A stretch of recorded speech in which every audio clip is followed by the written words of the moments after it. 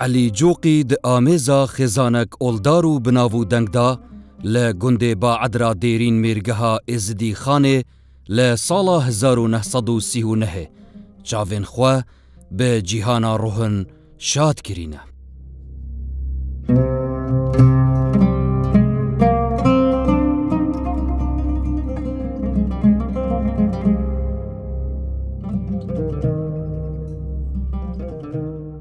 خودش رازی علی جوقی خزانه که اولدار و دیندار داد جواکی ازدیان دا پیدا بیا. طبیعی سال 1939 هات یسر روی دنیای و کنو کم آماجه پیدای خزانه که اولدار ازدیا کود بنا مالت پیرن ازدیا او جی مکانه که گلکه مازنت ناف جواکی اولدار ازدیاتی دایی.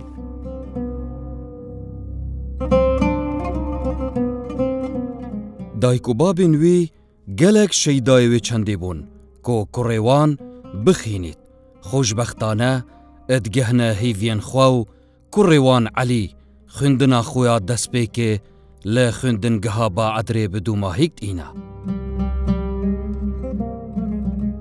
دایکو بابی توی اشبر کود ویا آینده کی باشتر و گشتر بوزارو کت خو پیدا کن ابتایبت بو کری خوی عولی کو رحمتی علی بو اتخواستن کو او کرا اخوان دوابت وی زانابتن دا بشیتن تقل دامل دست القل جهاني آكن جيبوني وبردوام يبدأ تجيان أخو.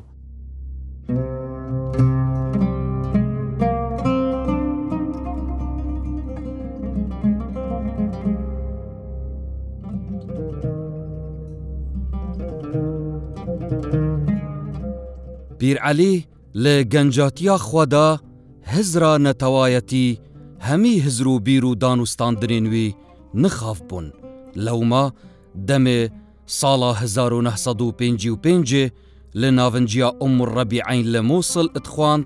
پيوندي بريزن ريخستنا بارتي ديمقراطي كردستان كرنا رولكي بلند دناوا بزاوين قطابيان دا ادگيرا.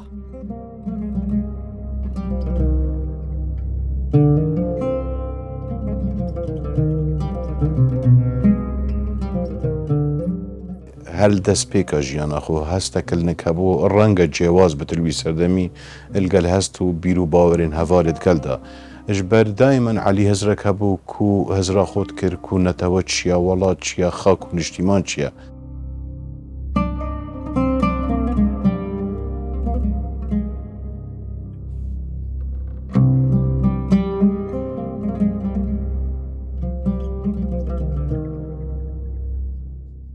محمد درویش ادبیجه لسالین 1955 حتی 1956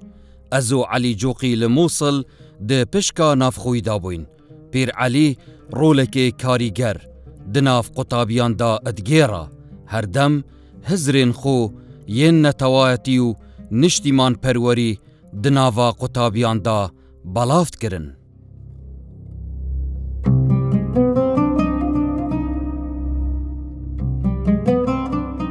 هزرك نتويت سريدا پیدا بو هزرك نشتیمان پروری سريدا پیدا بو لو دائما ميولتي بو هندي بون كو املتي كرد لازمه مجي وقت خوابت و دم خوابت و چي خو وارگه نشتیمان خوابت دال پاشا روجي وت آینده دا امشي وكو حماملت الدنيا بسر فرازي بجي. محمد درويش ادبيجه پیر علی لسالا 1955 بوما سیرانک ریک اخستو چوینه پرا کلکه لویره پیوک پر دلیرانه لسر بزاوا رزگاری خوازا کردی بوما خاند.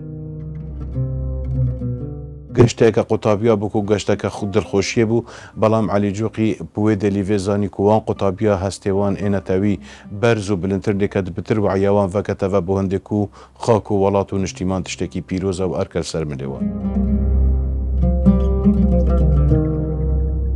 پیر علی خندنا آمادهی لآمادهی بازرگانی لباجر موصل اتخوند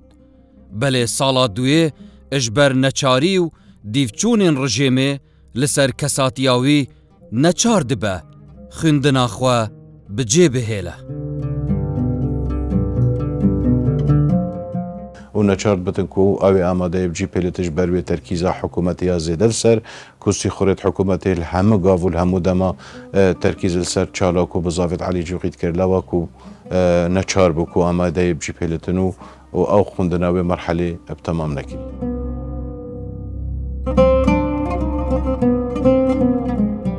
علی دیفدا اتچیتا بغدا لویر آماده بازرگانی بدو ماهیکت اینیتو پشتی ویجی پیوندیه به خولکا برهفکرنا ماموستایان دکت هر دوی دمیدا وکو کارمندک دمکی ادهه دامزراندن لوزارتا پلان دانانه.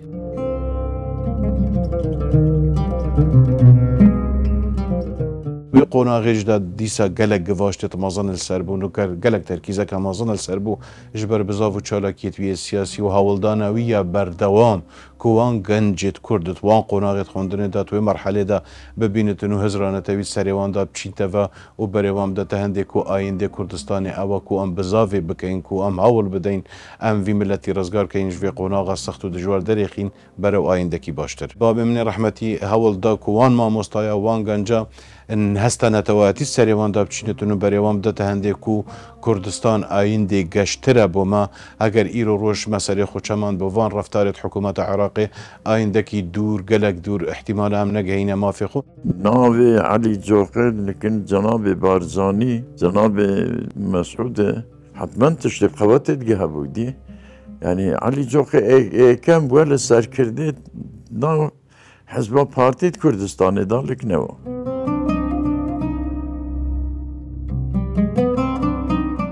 لسالا 1961 ادگل هلبونا چریسکا ایکی یا شورشا ایلول نامهک جه هوالینوی ین ریخ خستن ادگهی تیو تیدا داخواز جید کن کو به زیترین دم خوب گهین تناوا ریزین شورش دا. برای الشیست و دوی حیوات دو اکثر ما حركات كده جناب بارزاني دقما بوي لتجاي سرزير حجي بروخي الفيري بوي خبري بداية هاتي الرخي قمرية بالمتينة وسكتينة وشبه هاتينة داشتا بيشوي سرسين كيو لا قالي كده بنا قالي جمو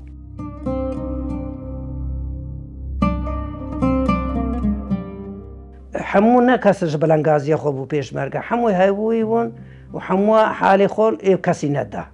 بس با كرديتي برشرين بو كردياتي كرن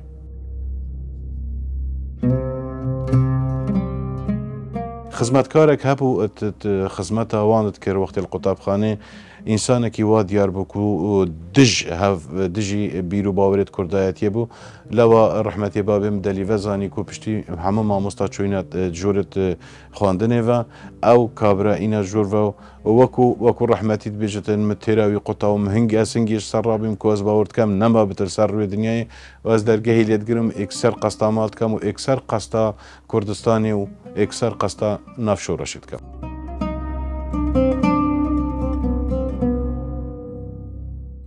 الوی قناغی با پیره من هاریکاریه که باش بو بابی من رحمتیت کتن چند آجال هبون سریت آجالی بود دانت بازاری بود این تبر فروتنی چونگو هر وکون حموش گزانن سلاح و چکت ویده میدا گلکی کم بو چککی بو پیداد کتن بابی من اکثر قستا شورشت کتن و اکثر چتا نفرزت پیشمرگی دا و دست بکارد بتن چونگو پیش وقت یه برهف بو بو شورش و پیش وقت یه برهف بو دست بکاربونه و ارکی خوب مسبقا نزانی وقتی پشتا نف شورش دکادی چی کتن نه مقصدک هبو بو خوینداریه نه مقصدک هبو بو کو با بحثی روی شل بو عدر ویچوی خواصه کتن حتی قواتو های مروبه تین سال و نیوه ام آواره بون چونه ویچیایی خود هن عالمی بخو هاتا داشته مرنا خوب خون اثر خواتا بخود تنک گرمی برن تاتش تک بر هندک ها نکشتنو و بخو اینا نوی داره هندک ناک خود میدی ناک هیران دیفدا چک شرف و کرامت هلد گرید پشتی دمک کم برپرسیاریا بنگه بیبوزه یه لشکری ورد گرید پشتی چند مهان برپرسیاریا لجنا دورا آکری و شیخان ادگرتا دست دما هر دو لجنا جیک جدا بوین بۆ بەرپرسێ لژنا شێخان. هەرجێکێ پێشمەرگەی پێویست بوو ئەن کادرێتمە علی جۆقەیەتە ناوادا بوو هەر یەکسەرش منێ دیتە وەکو بێن پێ مەسوولێک وەکو ئەندام مەسوولی ناوچەن ئەوەن مەسوولی ناوچە شێخان بوو هەنجی. کۆمەلگەهێ ئێزدیا جوواکی ئێزدیا ئەب شێوازێکی گەلەکی نێزیک شۆڕەشێ بکەن ئەرێ شۆڕەشێ بۆچی دەست پێ کرد شۆڕەشە ئەیلولێ ڕامان پێ چییە بۆ گەنجێت ئێزدیا گەشتنە شۆڕەشە ئەیلولێ تەحدیدەن ئۆلگەل مەڕا مستەفا تڤنگ هەلگرتن و چەکێ شەرەفێت ملێ خۆکردن.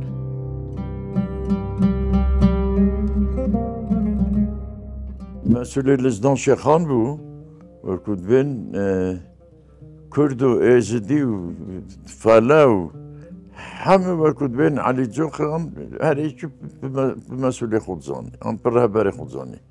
علی ئەیسانێکی دموقراتی بوو ڕێکوپێک بوو شۆڕژگەر بوو مەسلحەتچی نەبوو مەسەلەن کووەکی شەخصان وەکو عەشیرەتان وەکو ئێزدیاتیان وەکو دیانەت دیانەتش نێکنەوە هەمە وەکو یەک شغل و عمل بوو کار و کەسب بوو بۆ پچووکێ خۆکردن بۆ پێشمەرگەی کردن بۆ ماڵە خۆکردن ناساکردین و بدڵخۆشی بە بکەیف نەتو بێژی ئەم ڕەزیلین ئەم هەندەکان نان نەبوو بخۆن و هەر خەڵکی بکەیف بوو هەند بەر عالەمی یاشرین بوو.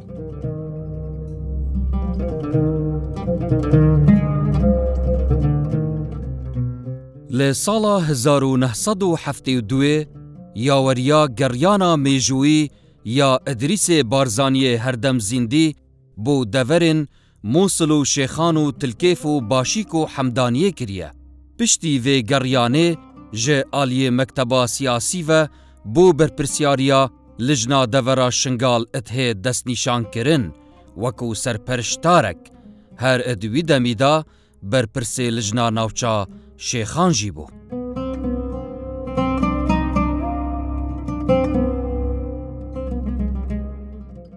سەردانا توخمێت وەکو علی جۆقێ وەکو ماڵا میرا وەکو برادرێت me سەرکردەیەت ئێزدیا لە شنگال و ئان مەسوول عەسکەریەت وێرێ وەکو تێگەشت تەمان سەردانێکا سیاسی بوو. شێوازێ ڕێبازا ماڵا مستەفا و ماڵا بارزانی و شۆڕەشێ نێزیکی جوواکی ئێزدیاتیت کەتن دا ئێزدیاتی هەموو کەل و ڤیانە خۆڤا ئەتناف شۆڕەشە بارزانیدا بێنە ڤە حەواندن و بزانن ئەف شۆڕەشە بارزان هاتیەکردن ئان ئەف شۆڕەشە ڕەحمەتیە ماڵا مستەفا بەرپاکردی نەبتنێ بۆ قۆناغێکیە نەبتنێ بۆ چینێکیە نەبتنێ بۆ عەشیرێکیە نەبتنێ بۆ ئاینێکیە بەلکو بۆ پاشەڕۆژەکە گەشە کوردستانیە بۆ پاشەڕۆژە ملەتەکیە. بودەمێ سێ مەهان ڕۆلێکێ چەلەنگ و بەرچاف دلژنێدا ئەدگێڕە پاشیش ئالیێ ئەدریس بارزانیە هەردەم زیندی بە تڤنگەکە برنۆ ئەتهێت خەلاتکردن لە ساڵا 1972 ئەدبیتە کارگێرێ لەقائێک یا پارتی دموکراتی کوردستان. ئێزیدی بجارەکێت هاتن اشتراکێت خۆدان هەمووەمانە مدیت هاتنە نگمانە ماڵەمە ماڵەمە بخۆ دایمە وەگەمە قەڕی بوو. هەر دیسا تەکلیفش جەنابێ بابێ مەزن ماڵا مستەفای بارزانی کو جەنابێ ئیدریسی تەکلیف کەتن علی جۆقی بێتە خەلاتکردن توێ قۆناغێدا ئەو بۆ هاتە خەلاتکردن هەنگی برنۆیەکێ وەکۆ بزانم هەنگی گوتنێ برنۆی دارشوشە وەڵەو دەمێمە نەبوو ئەن وەختێمە نەبوو بەس مەزانی کۆکەسانێک ئەن کادرێک ئەم پێشمەرگەیەک شلای ڕەحمەتی ماڵا مستەفا وەختی تاتە خەلاتکردن ئە برنۆیەکی خەلاتی هەرە مەزم بوو ئەتناف شۆڕەشێدا بۆ حۆکم وێرەوێ جۆ علی جۆقی هەند بۆری مەبوو دۆ بێژیتن مەڵۆ خەلیل دەبێژە محەممەد حەسەن نۆنێ خۆ بینیت مۆسێخ و بێ تێشتە خوب خۆت مە هەند گەلێکەوی بۆ جۆ وی ڕێک بووی دۆنۆ گوتێ هوو بێژەوە علی جۆقیژی هەنێکردنەوەی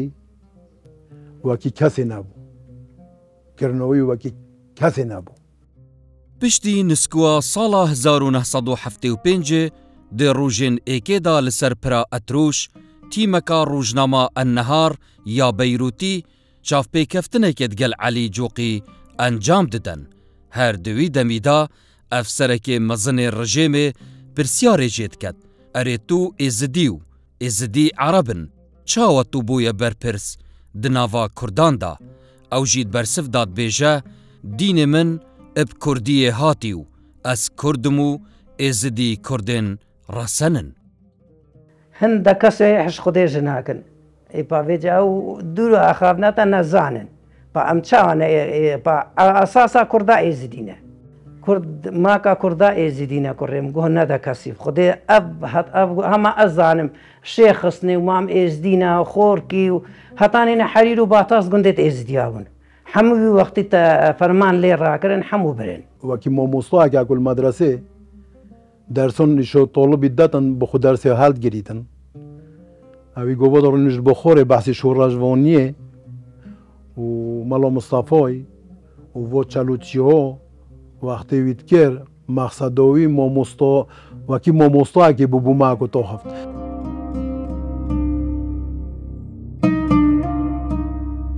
پشتی بورینە دەمەکێ کێمش ئالیە سیخوڕێن ڕژێمێڤە ئەتهێتە بەرزەکردن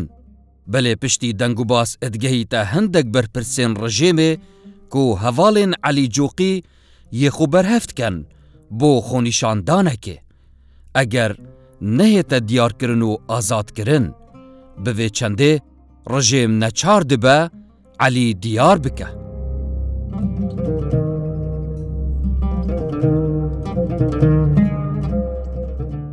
عەلی جوقی هەی محکوم بوو هەموو وەختە تحسین چەند جار خۆ تحسین بەک بەری شۆڕشێ چەند دەست بێ نەکرا گرت بوو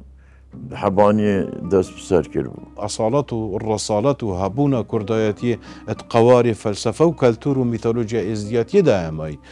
لەوە هێرە حکوومەت ئێکسەر دەستە سەرد کەتن عەلی ڕەحمەتی عەلی لێ قۆناغی و بەرزەت کەتن بۆ مدەیەکی گەلێکی کێم لە قەزا ئاکرێ بوو دەمێ 7 ساڵان ئەتهێتە دەستە سەرکردن ژبەرک و پەیوەندیە نوێ ئەدگەل میر تەحسین بەگ و خەیری بەگ ئەت باش بوون مینا ڕاوێژکارێکێ ئاینی و دنیایی بوو لەوڕە پیر عەلی ئەتهێت ڤەگوهاستن بۆ دەڤەرە شێخان شەف ڕۆژ نەستەکردین خەباتت کردن نەوەگە نهۆ بوو نەوەگە نهۆ تەکە سوارێ سۆپەرا بوون سوارێ مۆنیکا بوون سوارێ پێچکا بوو ئێکی گەلگە خاترا خۆگرت بە دەوارەک هەبوو زیاتر نەبوو شەف ڕۆژ نەسەکنیم شەفێ هەمە ئەیمە بخۆ شەف چۆ شەف تات وەکو دەستە سەرک القەزا ئاکرێ ئەتێتە دەستە سەرکردن نەت بۆ هاتن و چۆن کردبا بۆ ناف کەس و کارێت خۆ ئەلهی ئەت بن ئیشرافە حکوومەتی و سیخوڕێت حکوومەتی و ئەمنە حکوومەتێدا بێت لە ساڵا 1970 بزاڤەکە تیرورکردنا پیر عەلی ئشعالیە ڕژێمێڤە ئەتهێتە ئەنجامدان بەلێ خوشبەختانە ژێ قورتال بە و پشتی بە سڤێکی بریندار دەبە تیرورکردنۆ ڤی عۆیلەی بوو لە پێ بەحسیۆ دۆل بۆ عەدرێ و شێخۆن هەکو خۆنیێتۆ سووتین و دەردوبەرکردین بوو چیۆ و بوو ئەوێ دیۆ و خۆنەدیت جلکە خوژی عۆیلێوی خەر هۆ نامۆ دەبێژم ژنکۆوی عۆیلێوی خەر دەربەدار بوو مۆناوە تیرورکردنە حکوومەتە عراقێ هەر هەوڵێت بەردەوامی تیرۆرکردناویدا ئێکشوان محاولەتە ئەو بووکو و پشتی کوش قۆناغا کاتێ خۆ ئێفەرمی یە دەوامی خلاص بووی هەوڵا کوشتناوی بکارینانە سەیارەکە وی دەمیە یا ڕژێما بەعس یا بەعسیا کو ڕۆنگ سایت خۆرسنگی سەیاراوی دەت و هەوڵا کوشتناوی دەتن بەلێ هەنگی خودی ستارە خۆ کرد و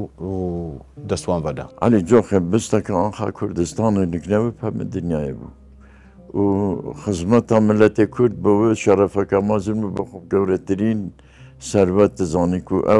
ئەوێ حزباتی وێ ڕەوشەنبیریە و ئەوێ خزمەتێ بکار بینیتن بۆ سەرەتێوە بوو چاوە چ سەرەتی دینە بوو بەلێ بەداخەوە ئەم هەمووش گزانین و پشتی و سەرهەلدانە پیرۆز بەرپا بووی و چەندین دەڤێت کوردستانی ئەس دارم بێژم تەمامەتی هاتی ڕزگارکردن بۆ قۆناغەکە گەلەکە کێم دیسا ڕژێمە بەعستێتن و دە ساڵاتە خۆی عسکەری و یا هێزە خۆیان چەکی بکارتینەتن نەچار بینجارەکە دیام شێخانی بچیت هێلین و ئەوی گوندێ بەعادری بچیت هێلین و بەرە و سنوورێت تورکیا و ئیرانی و مشەق بوونا ملیۆنی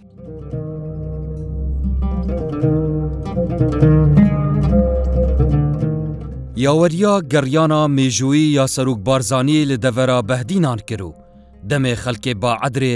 pêşwaziya Serok Barzanî kirîn, Elî Coqî di peyvekê da bi xêrhatina Barzanî kir û got belê Serokê xweştevî em êzidîne û کوردên ڕەسەنین دینê me jî yê Kurdî ye. إيران ديارك وملة العراق خلي وبود الدنيا خلي وأم أوي أسلما تاريخا ما ديني ما طريقة ما أصباني ما لبسي ما أوا إباب وبافينة كردات برخود كرن وأمير سر أصل ماين وأمير سر تاريخا في ملة كرد ماين وبلا حمود زانن أنكو أصلي في ملتنا.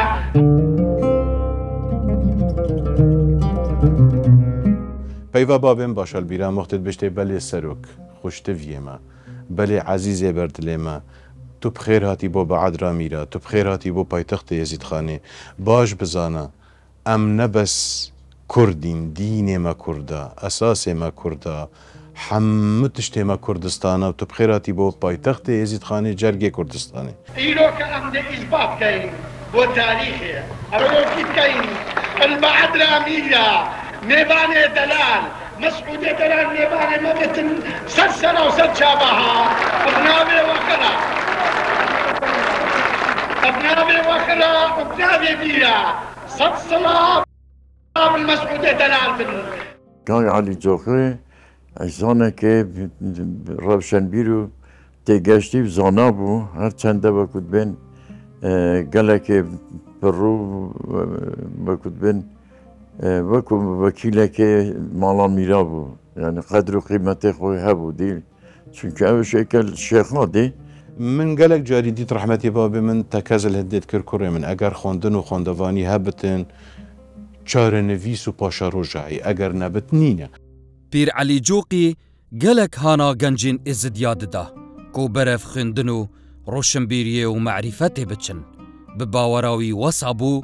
کو ملت تنی به خوندن کارن سرکون. مانا علی بکردایتی هبو بچه تشکی دینه بو اما هنده کادر هبون ایک فله بو ایک ازدی بو ایک بسلمان بو و همه بسری وکد بین هر سیک وکی یک بود بفکر و عقیدت خو بنی همیا نظر علی وره گرد طبعا هر سیک ایمان چه تشتکی نبو بکردایتی نبیدن اكو علی جوقي تهود ديوانة رينشت ديوانو بوبم ديوان دوي هند مروفا كي بيج بو كردينيت زاني ماموستاياتي زاني شورجوانيت زاني من قالك جاري ديت قالك جحيل وقنجت ما يتقول ديوت بعد رجي تكازل سرندت كركوري من ورم بخوفان كتابة ببن ورم بخونن خوندن باشا روجا خوندن قجبونا لوا بابي مني رحمتي اكشوان كسان الدس بيكي بوكو تكازل سرندي كركو بارتوك خانها بتتمالي دا حمد جا يتقى بيشمرقي دا بوي عيسانك الرسبك بو عيسانك بمعنوي بو عيسانك وكود بني شورش غيرو بقناعات بو بجل دزدانا مروفي هوسا خسارتك مازن ابو مهميا بل ديسانجي هر وكو قوتي او دچن بردلوانيا خودي اوين خوشتويو لبرواري 24 ایک لسالا 1993 خطر خوایا هتایی لربازو ملت خوا خاست گیان خوا بیزدان مزن و دلووان راس پارت مرناوی دنگ ودانک زور لپشت خو بجهلا ام تشرف پندید که این کو روژکش روژا جناب سروک بارزانی ناوه و خیزانه باشی گود بتن ناوه و خیزانه برزو بلند کر بتن جان مرگ کی وکی ادریس مولا مصطفی بارزانی باب من خلات کر بتن خودی نین ساقو اما هو وقا قوتيش اوه كده جواب هاد قول علي عمري خودي خلق هجيجي وام جاب خاري ام هات الناس كني عالم ترمبيلا وقت شبكي عزمانا في جنويري بينا رجل زيارة فشارتر